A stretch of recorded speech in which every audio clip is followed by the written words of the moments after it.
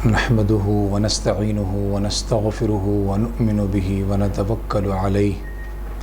ونعوذ بالله من شرور أنفسنا ومن سيئات أعمالنا من يهده الله فلا مضل له ومن يضلله فلا هادي له ونشهد أن لا إله إلا الله وحده لا شريك له ونشهد أن سيدنا وسندنا ونبينا وإمامنا ومولانا محمدا عبده ورسوله أما بعد أعوذ بالله من الشيطان الرجيم بسم الله الرحمن الرحيم شهر رمضان الذي أنزل فيه القرآن هدى للناس وبينات من الهدى والفرقان فمن شهد منكم الشهر فليصم وقال الله تعالى في مقام آخر يا أيها الذين آمنوا كتب عليكم الصيام كما كتب على الذين من قبلكم لعلكم تتقون صدق الله العظيم۔ محترم حاضرین کرام، اللہ تبارک و تعالیٰ کا فضل، اس کا کرم، اس کا احسان ہے کہ اللہ تبارک و تعالیٰ نے ہم سب کو بہترین مخلوق بنایا اور عقل سلیم عطا کیا، بہترین سوچ و فکر اور تدبر کا مالک بنایا، دانائی، عقل و شعور سے ہم سب کو مالا مال فرمایا۔ اللہ تبارک و تعالیٰ کا مزید فضل و احسان ہے کہ اللہ تبارک و تعالیٰ نے ایک ایسے ماہ کے لیے ہم سب کو زندہ رکھا اور حیات عطا کی کہ بس اب رمضان المبارک آنے ہی والا ہے، انتظار کی گھڑیاں ختم ہونے والی ہیں اور پھر چند ہی دنوں میں، کچھ دنوں میں ہم رمضان المبارک کے اندر داخل ہو جائیں گے۔ رمضان المبارک ہم پر سایہ فگن ہو جائے گا۔ رمضان المبارک بہت ہی بابرکت مہینہ ہے۔ یہ ایسا مہینہ ہے کہ اللہ کے وہ نیک بندے، نیکوکار دل رکھنے والے جو لذت عبادات سے آشنا ہوتے ہیں، جو شب زندہ دار لوگ ہوتے ہیں اور اپنی عبادتوں سے راتوں کو معمور کرتے ہیں اور دن میں بھی عبادت کرتے ہیں، اللہ کے نزدیک اپنا خلوص نکال کے رکھ دیتے ہیں، عاجزی انکساری سے جن کو عبادت کرنے کی توفیق ملتی ہے اور عبادت کرتے ہیں، ایسے لوگ رمضان المبارک کا بے صبری سے انتظار کرتے ہیں۔ اور صرف یہی نہیں بلکہ جب رمضان المبارک آ جاتا ہے تو پھر رمضان المبارک کی ایک ایک ساعت، ایک ایک گھڑی، دن رات سب کو غنیمت سمجھ کر اس کا مکمل فائدہ اٹھاتے ہیں اور مکمل ان ساعتوں سے، ان لمحات سے مستفید ہونے کی کوشش کرتے ہیں۔ رمضان المبارک نہایت بابرکت مہینہ ہے۔ اللہ تبارک و تعالی اس ماہ کے اندر رحمتوں کا نزول فرماتے ہیں، برکتوں کا نزول فرماتے ہیں اور اسی طریقے سے اللہ تبارک و تعالی پورا رمضان بخشش و مغفرت کا اعلان فرماتے رہتے ہیں۔ میں نے آپ کے سامنے قرآن مجید کی آیت پڑھی، اللہ پاک اس میں فرماتے ہیں شہر رمضان الذی انزل فیہ القرآن، کہ یہ ایسا مہینہ ہے کہ اللہ تبارک و تعالیٰ نے اس ماہ کے اندر قرآن مجید کو نازل فرمایا۔ اللہ تبارک و تعالیٰ نے اپنے کلام کو اس ماہ کے اندر نازل فرمایا۔ قرآن نہایت مقدس باعظمت کتاب ہے، پوری دنیا کے اندر سب سے زیادہ پڑھی جانے والی یہ کتاب، اور یہ کوئی ایسا ویسا کلام نہیں ہے بلکہ اللہ تبارک و تعالیٰ کا یہ کلام ہے۔ اسی لیے کہا جاتا ہے کہ جب کوئی بندہ قرآن مجید کی تلاوت کرتا ہے، اللہ کا کلام پڑھتا ہے، تو گویا کہ وہ اللہ سے بات چیت کرتا ہے، اللہ سے گفتگو کرتا ہے۔ تو یہ اللہ کے کلام قرآن مجید، یہ جو اللہ کا کلام ہے، یہ رمضان المبارک میں نازل ہوا ہے تو رمضان المبارک کو ایک خاص نسبت حاصل ہے اللہ کے کلام سے. یہی وجہ ہے کہ اللہ پاک فرماتے ہیں شہر رمضان الذی انزل فیہ القرآن ھدی للناس وبینات من الھدی. اور یہ جو قرآن ہے ساری امت کے لیے، ساری انسانیت کے لیے اس کے اندر ہدایت و سعادت موجود ہے. تو یہ جو ماہ رمضان المبارک ہے یہ نہایتی باعظمت ہے، بابرکت ہے، مبارک مہینہ ہے. اللہ تبارک و تعالیٰ نے اس ماہ کو اپنے بندوں کے لیے خاص کر دیا ہے تاکہ اس ماہ کے اندر اللہ کے مخلص بندے، اللہ کے چہتے محبوب ترین بندے اور عام بندے بھی اس ماہ کو جب پالیں تو پھر اس ماہ کے اندر عبادت کر کے، ذکر اللہ کے ذریعے، تلاوت قرآن کے ذریعے، اوراد و وظائف کے ذریعے، سنن و نوافل کے ذریعے، تہجد کے ذریعے، تراویح کے ذریعے، 5 وقتہ نماز کی پابندی کے ذریعے،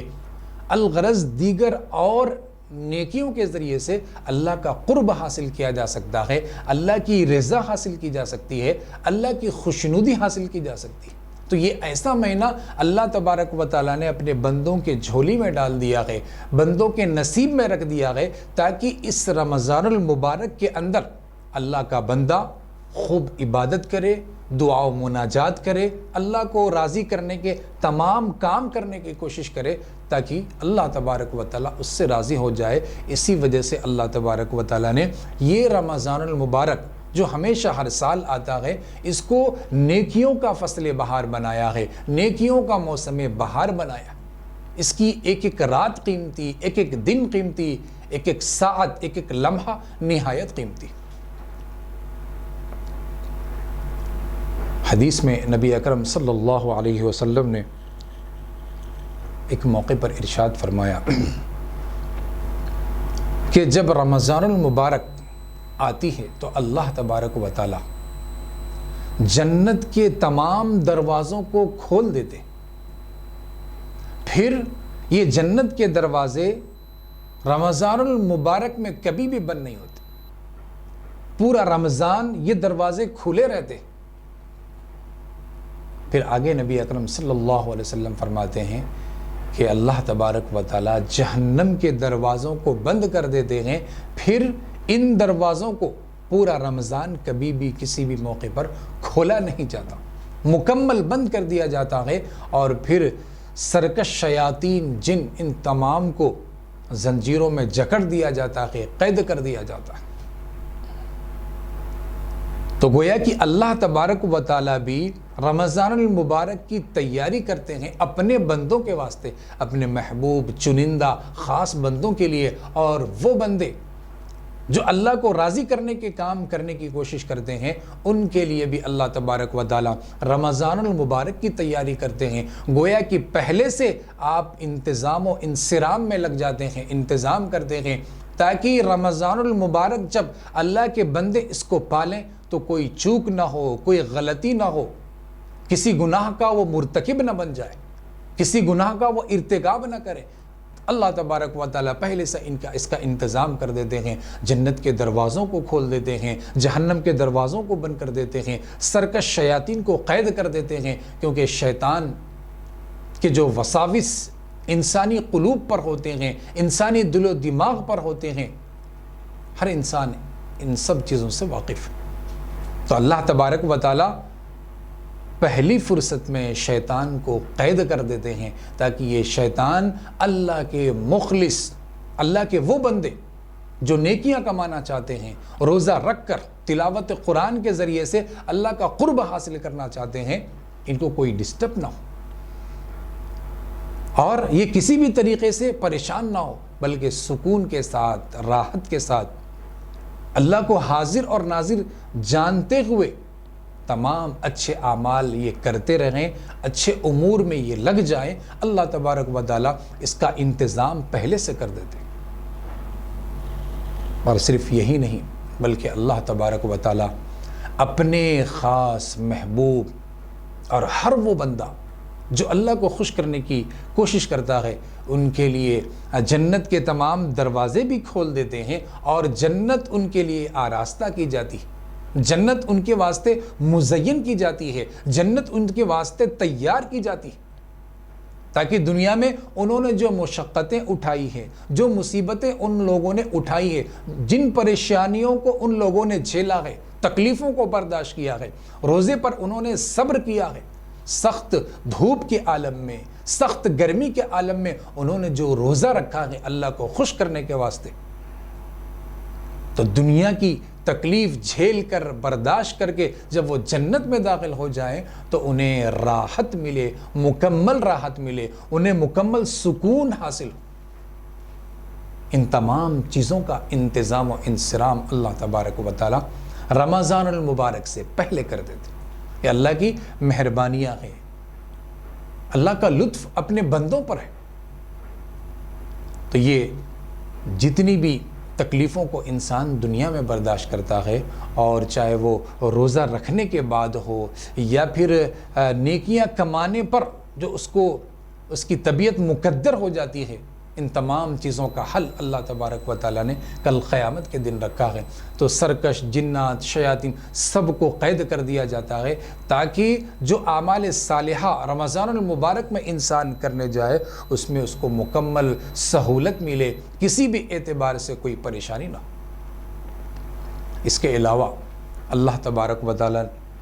رمضان المبارک کے اندر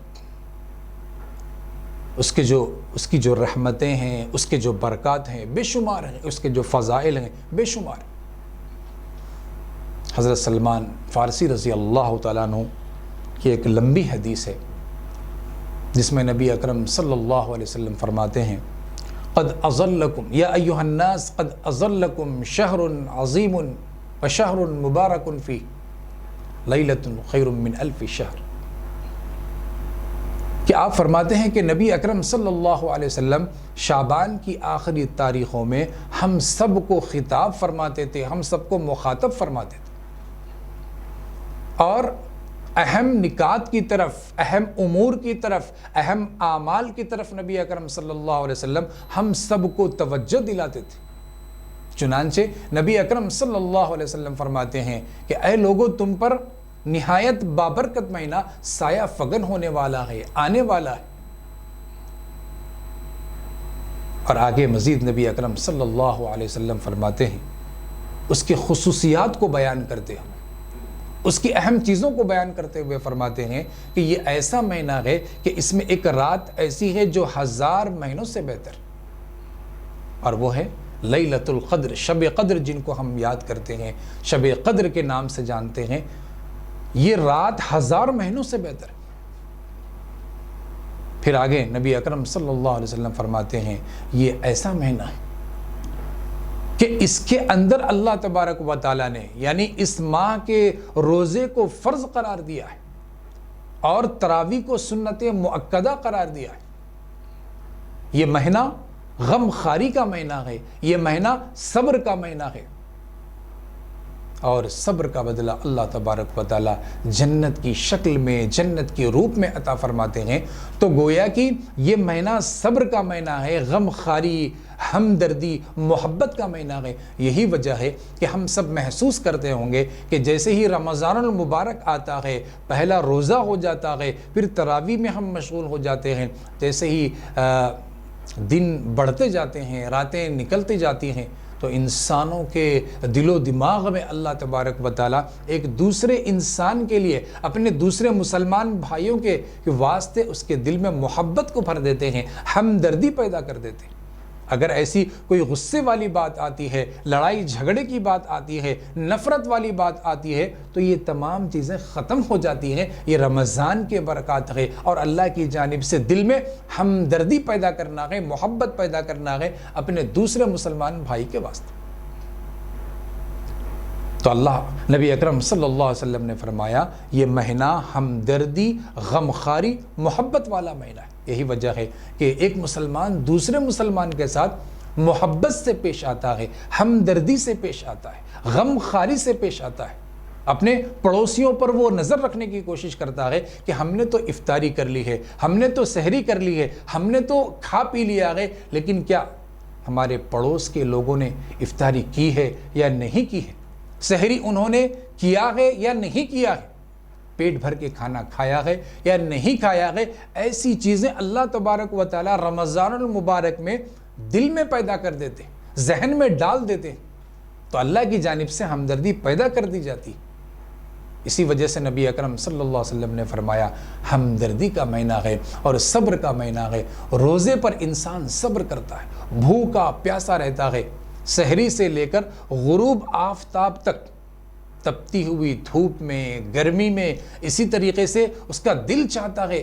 دل اس کا مائل ہوتا ہے پانی کی طرف، دل اس کا مائل ہوتا ہے کھانے کی طرف، کھانے پینے کی طرف اس کا دل مائل ہو جاتا ہے، لیکن وہ برداشت کرتا ہے، تحمل کرتا ہے، کیونکہ اس کے دل میں اللہ کا خوف ہے، اللہ کا ڈر ہے کہ اگر ایک قطرہ بھی پانی حلق سے نیچے اتر گیا تو اللہ ناراض ہو۔ گویا کہ یہ ایسا فعل ہے، ایسی چیز ہے جو اللہ کو غضب میں لاتا ہے، اللہ کو غصے میں لاتا ہے، تو وہ ڈر اور خوف کے ساتھ اللہ سے ثواب کی امید رکھتے ہوئے، اللہ کو خوش کرنے والی امید رکھتے ہوئے پورا دن وہ بھوکا رہتا ہے،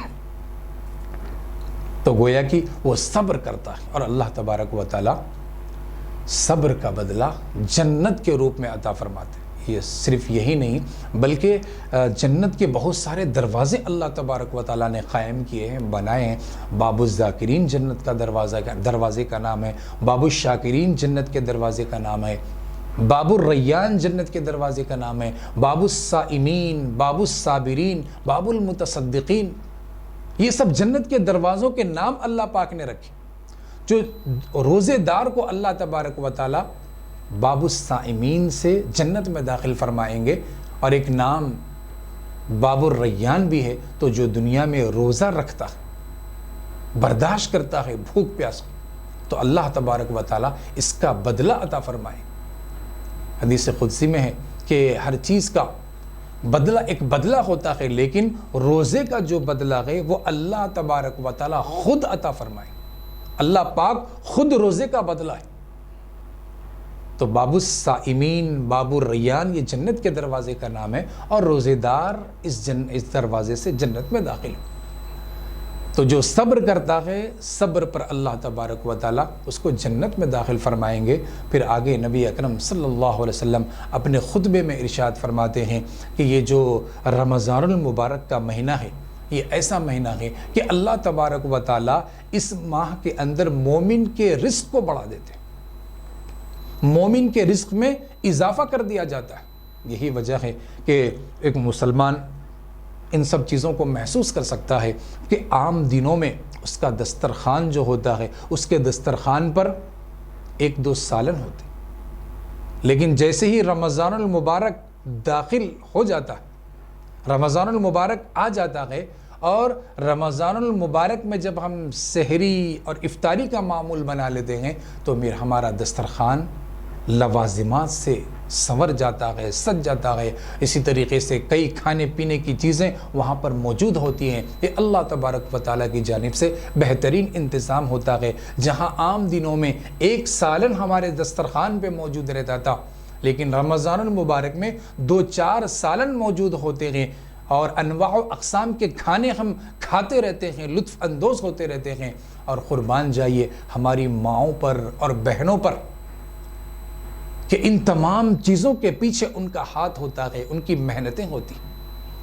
ہم تو کھا لیتے ہیں، اللہ پاک ہم سب کو کھلا دیتے ہیں، لیکن اس کے پیچھے جو مستقل محنت ہوتی ہے وہ ہماری ماؤں کی محنتیں ہوتی ہے، بہنوں کی محنتیں ہوتی ہے۔ ان کے شکر گزار بھی ہونا چاہیے کہ رمضان المبارک میں وہ کتنی محنتیں کرتی ہے، ہمیں کھلانے پلانے میں، دسترخوان بچھانے سے لے کر اٹھانے تک ان کے پیچھے ان کی کتنی محنتیں ہوتی ہے۔ اس کا بھی ہم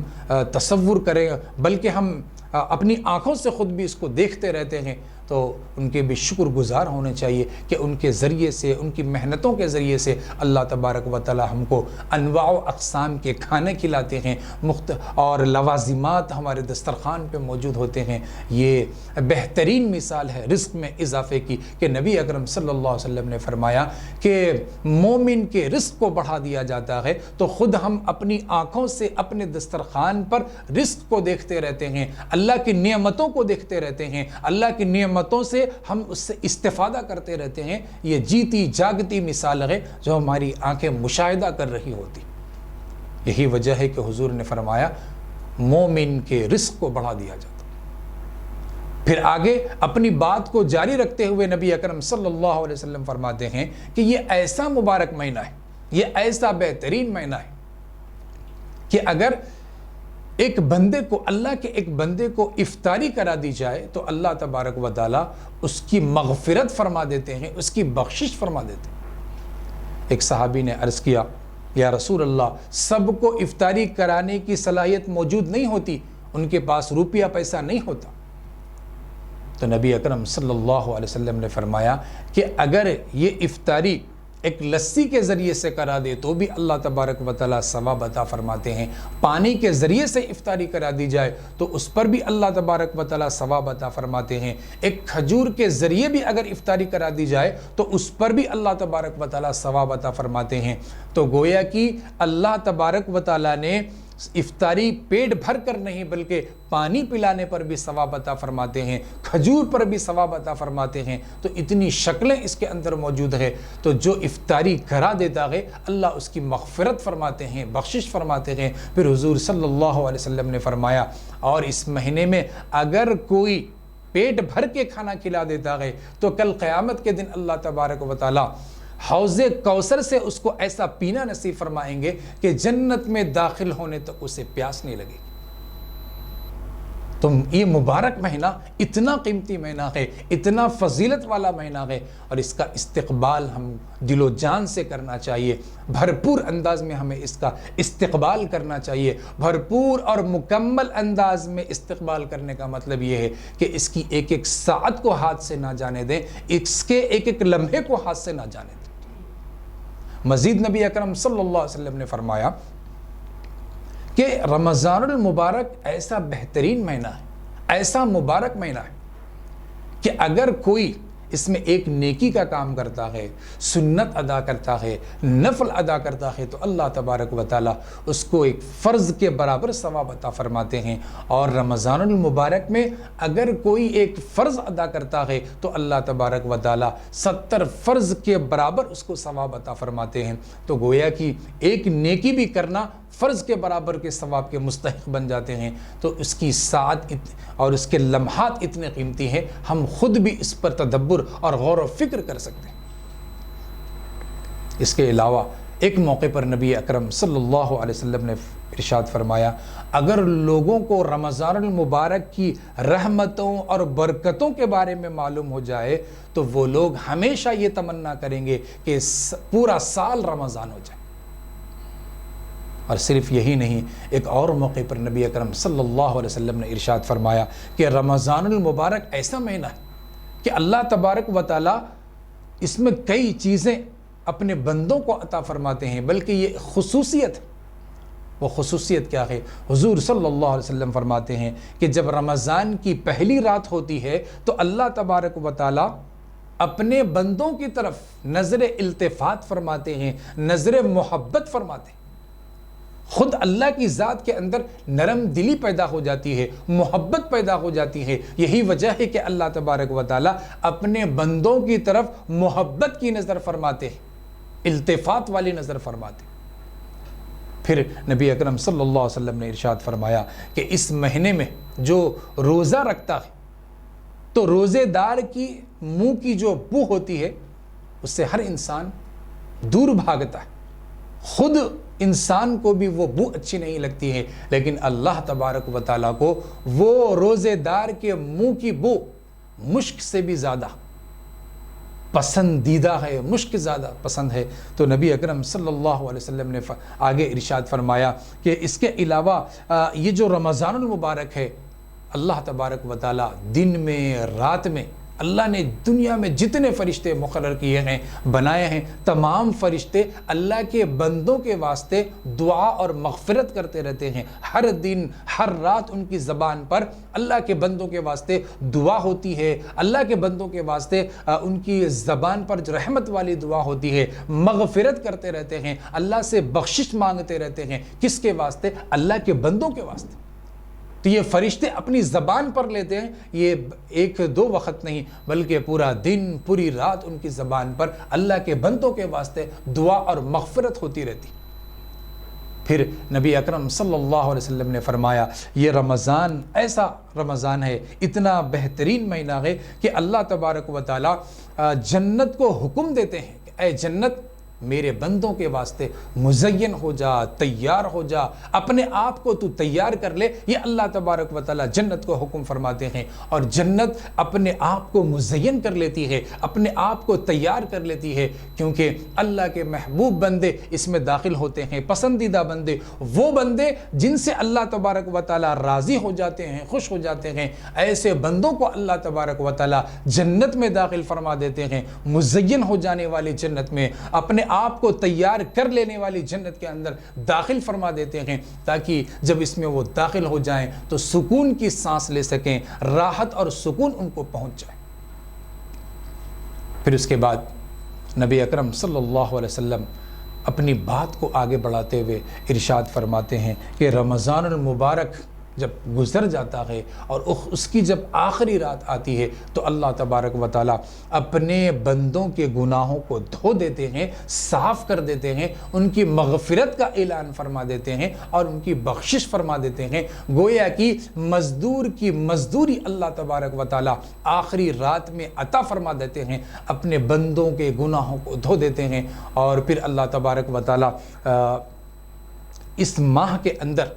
گناہ ختم کرنے کے لیے، گناہ کو مٹانے کے لیے بیٹھ جاتے ہیں۔ اور یہ ایک دو دن نہیں ہوتا ہے، بلکہ جیسے ہی رمضان کی پہلی رات آتی ہے تو پہلی رات سے ہی اللہ تبارک و تعالی اپنے بندوں کے گناہوں کو مٹانے کے لیے تیار ہو جاتے ہیں، بیٹھ جاتے ہیں، تاکہ پورا رمضان گزر جاتا ہے۔ اور مفسرین محدثین بیان فرماتے ہیں کہ پورے رمضان میں اللہ تبارک و تعالی ہزاروں لاکھوں کروڑوں لوگوں کی بخشش فرما دیتے ہیں، مغفرت فرما دیتے ہیں۔ تو گویا کہ اللہ تبارک و تعالی بھی اپنے آپ کو تیار کر لیتے ہیں اپنے بندوں کے گناہوں کو دھونے کے واسطے، اپنے بندوں کے گناہوں کو مٹا دینے کے واسطے۔ تو اللہ خود بھی محبت کی نظر ڈالتے ہیں، اور جن پر اللہ کی محبت کی نظر ہو جاتی ہے، محبت کی نگاہ سے دیکھ لیتے ہیں اللہ تبارک و تعالی، پھر ان کو عذاب نہیں دیتے اور ان کو تکلیف نہیں دیتے، ان کو پریشان نہیں کرتے، بلکہ محبت کی نظر کا مطلب یہ ہے کہ اللہ تبارک و تعالی جنت میں داخل فرما دیتے ہیں۔ تو پورے رمضان میں،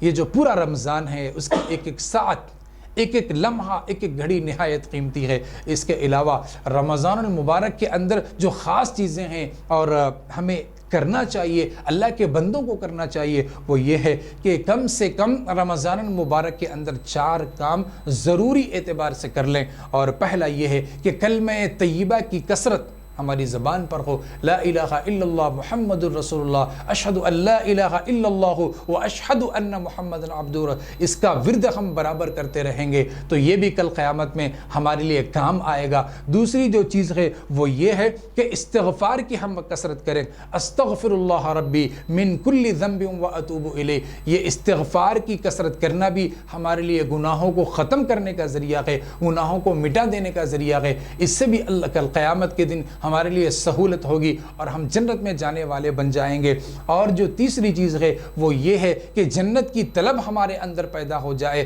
کہ اے اللہ ہمیں جنت عطا فرما۔ ہمیں جو دعا کرنی چاہیے وہ اس انداز سے کرنی چاہیے کہ اے اللہ ہمیں جنت عطا فرما، ہماری مغفرت فرما، ہمیں جنت عطا فرما۔ تو جنت کے طلبگار بھی ہم کو ہونا چاہیے۔ جب تک ہم اپنے اندر کسی چیز کی جستجو طلب نہ پیدا کر لیں تب تک وہ چیز جو ہے ہمیں حاصل نہیں ہو سکتی۔ تو جنت کے طلبگار بننا ہے، بار بار جنت ہمیں جو ہے مانگنا ہے، اللہ سے مانگنا ہے۔ اور اللہ نے ہی جنت کو جو ہے پیدا کیا ہے، جنت کو بنایا ہے، اللہ کے پاس ہی جنت ہے۔ تو جنت جب ہم مانگیں گے تبھی ہم کو وہ ملے گی، چاہت ہمارے دل میں ہوگی تبھی ہمیں جنت جو ہے ملے گی۔ ہمارے دل میں چاہت نہیں ہے اور ہمیں اس سے کوئی سروکار نہیں ہے تو پھر جو ہے ہمیں جنت کہاں سے ملے گی؟ تو جنت کی تمنا ہمارے دل میں ہونی چاہیے، اس کی خواہش ہم جتنی پیدا کریں گے انشاءاللہ انشاءاللہ خواہش کے مطابق، ارادے کے مطابق اللہ پاک ہمیں جنت عطا فرمائیں گے۔ اور چوتھا جو کام ہے، چوتھی جو چیز ہے وہ یہ ہے کہ جہنم سے ہم سب کو پناہ مانگنا ہے۔